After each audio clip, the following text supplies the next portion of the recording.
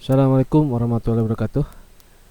Kita lanjutkan pertemuan kali ini akan membahas tentang teori sampling dan rekonstruksi sinyal ya. Secara teori ada 3 proses yang harus dilakukan untuk pengolahan sinyal analog menjadi sinyal digital. Yang pertama adalah sampling, yang kedua adalah kuantisasi, yang ketiga adalah coding. 3 proses ini sangat penting dalam pengolahan sinyal digital, di mana untuk merubah sinyal analog ke sinyal digital itu harus proses sampling, kuantisasi, dan coding. Yang pertama akan kita bahas tentang teori sampling ya, dan rekonstruksi sinyal. Untuk dasar teorema sampling, di mana konsep dasarnya adalah mengubah sinyal kontinu menjadi sinyal diskrit, yang kemudian waktu antar sampel harus konstan. Kemudian yang selanjutnya adalah xn sama dengan xnt, n merupakan integer, dimana teorema sampling adalah dipentingkan untuk akuisisi sinyal analog dari dunia nyata, kemudian konversi dari analog ke digital, kemudian untuk pemrosesan sinyal digital atau memanipulasi data diskrit. Yang selanjutnya adalah rekonstruksi atau pengembalian ke bentuk analog. Nanti di akhir presentasi saya akan coba simulasikan di MATLAB bagaimana teori sampling ini. Yang pertama adalah akuisisi sinyal, kemudian konversi analog ke digital atau merubah dari kontinu ke diskrit, dan kemudian yang terakhir adalah rekonstruksi pengembalian sinyal ke bentuk analog. Kemudian ada Shannon-Nyquist sampling teorema, di mana definisinya adalah sinyal dapat direkonstruksi sempurna jika frekuensi sampling melebihi 2 kali frekuensi tertinggi sinyal. Di mana si Nyquist ini menyatakan bahwa frekuensi sampling itu lebih besar dari 2 frekuensi maksimal, di mana Fs adalah frekuensi sampling dan Fx ada frekuensi terdiri dari sinyal. Di mana yang lebih dapat saya sampelkan seperti ini. Jadi ada yang nanti artinya atau larinya adalah standar, ada yang oversampling atau yang ada undersampling. Si Nyquist ini menyatakan bahwa rate sampling itu Fs sama dengan 2 frekuensi maksimal. Dimana kalau kita mempunyai sinyal seperti ini ya, titik-titiknya seperti ini, kalau misalkan menjadi sinyal diskrit, titiknya adalah titik pertama, titik kedua, titik ketiga, keempat, kelima. Dia dihubungkan sehingga antara bentuk sinusoidal seperti ini kalau dihubungkan secara garis lurus jadinya seperti ini. Jadi titik sini digabungkan dengan titik ini dan seterusnya. Kemudian ada namanya oversampling, di mana pada saat titik atas ke titik bawah ini melewati titik 0, sehingga secara teori si Nyquist ini titik 0-nya tidak perlu ditambahkan. Agar apa? Agar tidak terjadinya oversampling ya. Kalau di oversampling ini FF sama dengan 4 frekuensi maksimal. Jadi dari 0 ke tertinggi, ke 0 lagi, paling rendah, dan seterusnya. Sehingga yang terlewati ini sebenarnya tidak perlu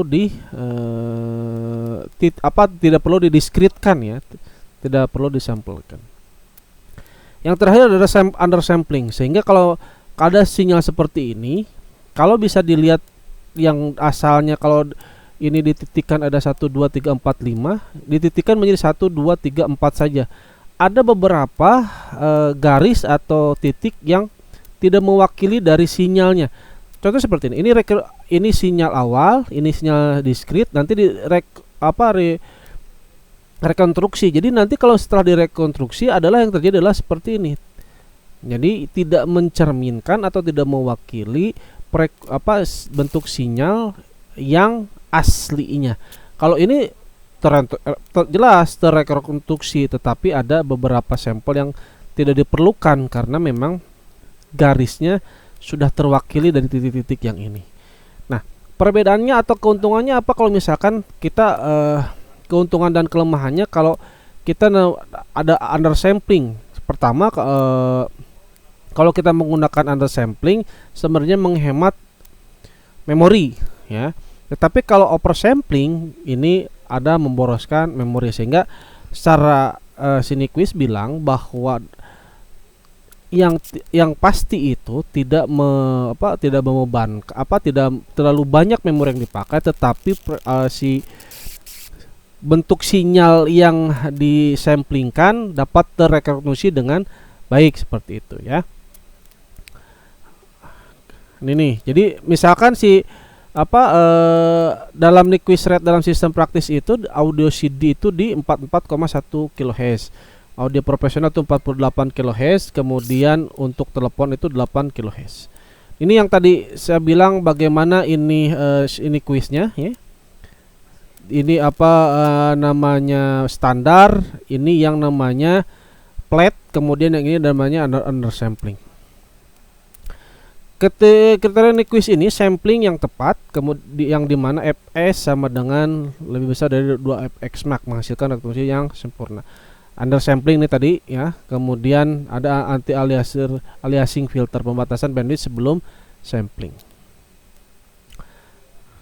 Ini untuk pemodelan matematika sampling, ada sinyal input xt, sinyal kontinu dalam domain waktu, kemudian proses sampling ini yang jadikan discrete ya, dimana domain frekuensinya salah satu per ts ya. Hasil akhir adalah replika spektrum yang berulang setiap ada fs.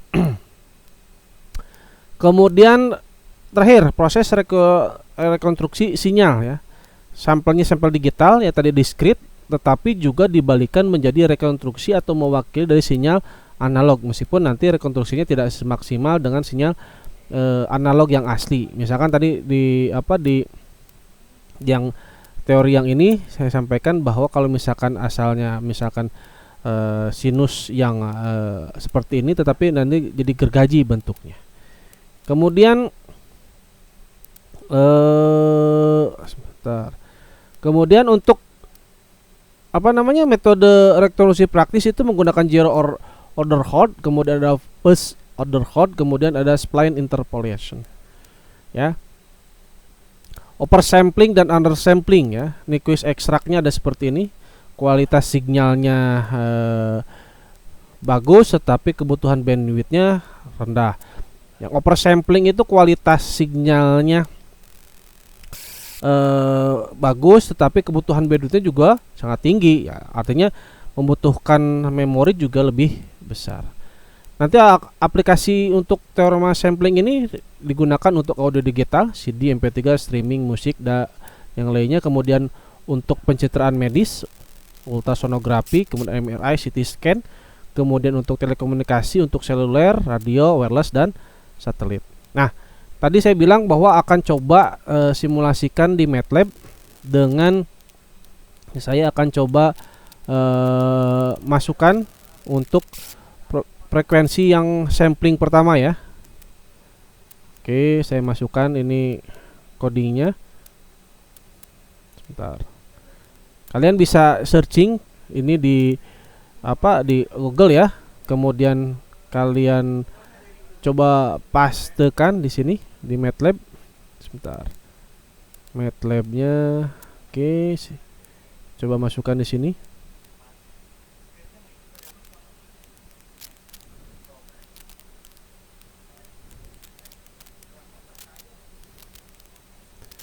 Ya. Enter. Jadi nanti muncul sinyal pertamanya adalah sinyal kontinu seperti ini, kemudian berubah menjadi sinyal diskrit ya, titik-titiknya seperti ini. Kalau kita gabungkan sini ini ya, ini sinyal diskritnya. Tadi kalau misalkan tadi dibilang bahwa ini adalah yang oversampling ya, kalau si Nyquist itu dari titik sini, di sini dan sebagainya. Ini ada di sini X-nya berapa, titiknya berapa, sehingga rekonstruksinya juga hampir mendekati ya, seperti ini. Nah, saya coba dengan contoh selanjutnya. Sebentar. Ini yang 3 parameter ya, pakai spektrum frekuensi.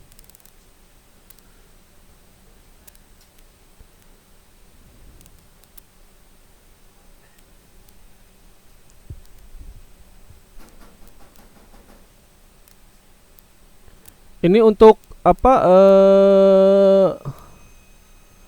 kalau misalkan seperti langkahnya seperti tadi biasa, kita masukkan.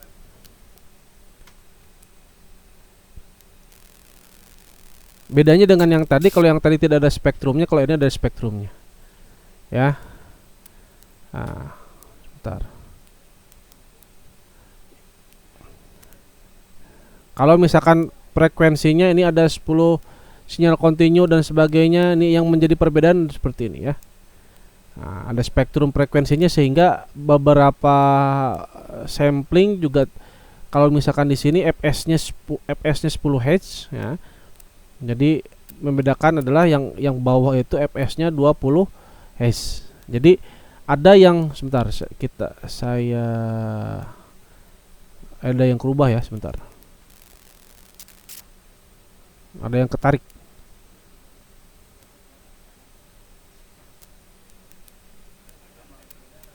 Sebentar. Saya ulangi sebentar.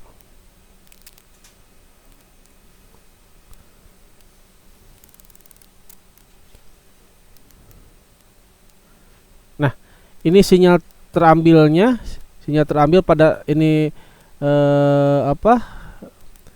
frekuensi sinyal kontinunya, kemudian ini yang sinyal terambilnya di pada saat fs-nya 20 Hz. Tapi yang ini, yang merahnya gak kelihatan ya, sebentar. Kita coba berbesar.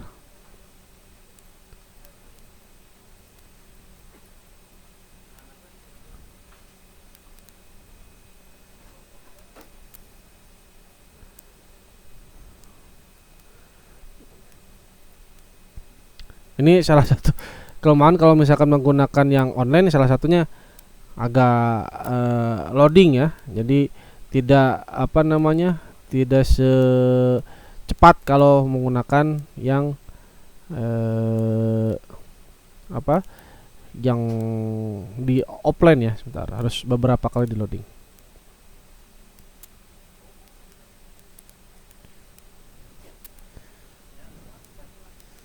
Sambil menunggu, jadi yang ingin saya sampaikan juga, jadi kalau misalkan ini perbedaan antara sampling Nyquist T sama dengan setengah, T sama dengan 1/4, T sama dengan 3/4.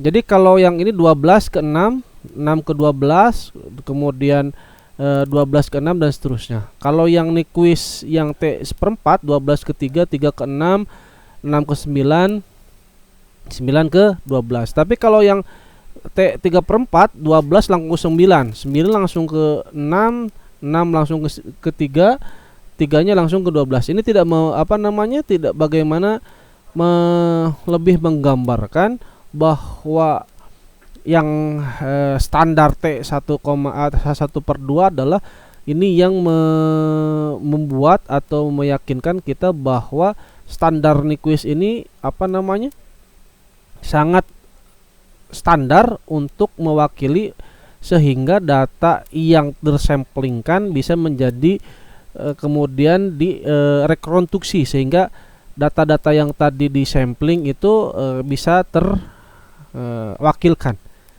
Ini yang spektrum tadi masih belum loading ya, sebentar saya loading lagi.